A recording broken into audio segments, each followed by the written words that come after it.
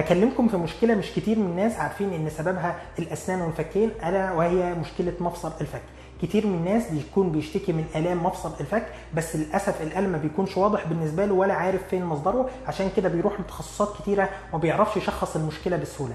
انا النهارده جاي اتكلم عن التفاصيل عن الموضوع ده. في الاول خليني اشرح لك باختصار عن وظيفه مفصل الفك وايه الوصف التشريحي بتاعه.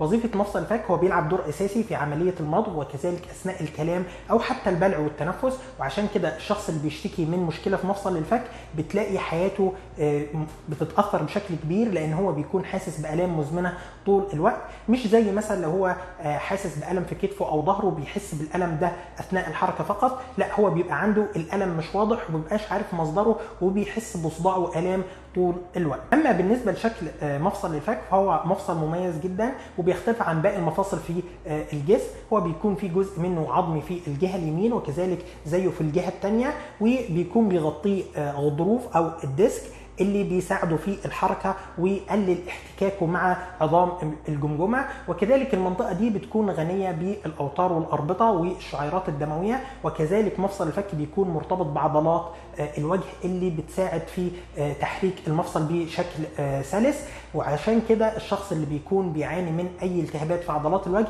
تلاقي عنده آلام بتسمع في مفصل الفك.